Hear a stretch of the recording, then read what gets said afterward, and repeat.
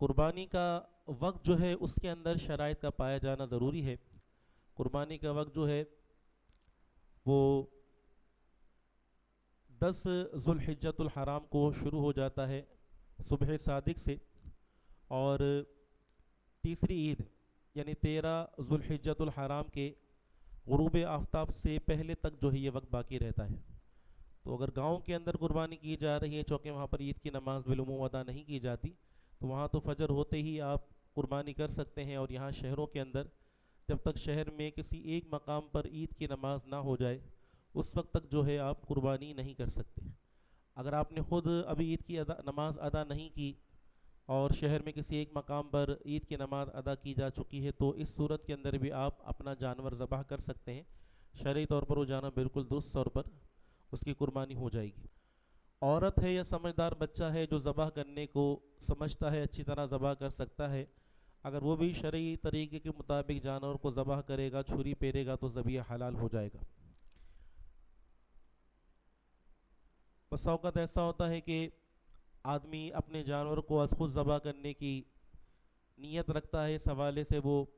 ذبح کے وقت چھری بھی اٹھا لیتا ہے، جانور کی گردن پر وہ چھری پھیر رہا ہوتا ہے، لیکن ساتھ ہی ساتھ قصائی بھی جو ہے وہ چھری کے اوپر ہاتھ رکھ دیتا ہے، اور قصائی بھی اپنی طاقت کے ساتھ اور وہ بندہ اپنی طاقت کے ساتھ مل کر اس جانور کو ذبح کر رہے ہوتے ہیں۔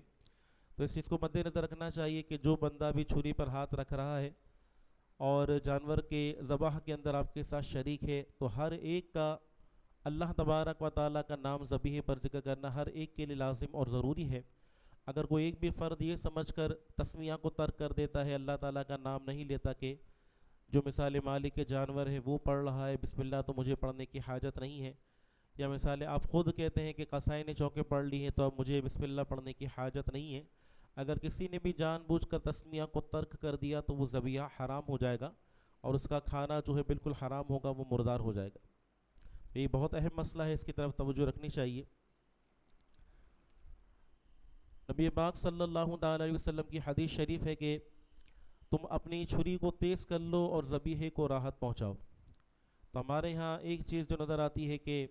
اچھی طرح جانور کو زمین پر گرا لینے کے بعد پھر چھریاں تیز ہو رہی ہوتی ہیں، اور پھر اس کی ڈائریکشن کو چینج کیا جا رہا ہوتا ہے، جانور کو زمین پر گھسیٹا جا رہا ہوتا ہے کہ اسے قبلے کی طرف کر لیا جائے۔ تو یہ تمام کے تمام امور جو ہیں وہ سخت مکروہ ہیں، اس کے اندر جو ہے ظاہر سی بات ہے جانور کو اذیت اور تکلیف ہوتی ہے، تو پہلے ہی سے جانور کو اس رخ پر کھڑا کیا جائے تاکہ گرانے کی صورت میں وہ آسانی کے ساتھ قبلہ رو ہو جائے اور پھر اسے ذبح کیا جا سکے۔ بعض قصاب اپنا وقت بچانے کے لیے جانور کو ذبح کرنے کے بعد اس کے نرخرے کے اندر سیدھی چھری مار دیتے ہیں، بعض اس سے بھی آگے بڑھتے ہیں اور سینے کی طرف سے کھال کھاٹ کر اندر ہاتھ ڈال کر معاذ اللہ دل کو جو ہے وہ فوری طور پر کاٹ دیتے ہیں تاکہ جلدی جانور ٹھنڈا ہو جائے۔ تو اس طرح سے جلد بازی کا مظاہرہ کرنا یہ بھی شرعاً ناجائز اور گناہ ہے کہ اس میں بلا وجہ جانور کو اذیت اور تکلیف پہنچانا ہے، تو ایسا کرنا بھی شرعاً درست نہیں ہے۔ ذبیحہ تو بہرحال حلال ہو جائے گا، لیکن اس عمل کی وجہ سے بندہ گناہ گار ہوگا۔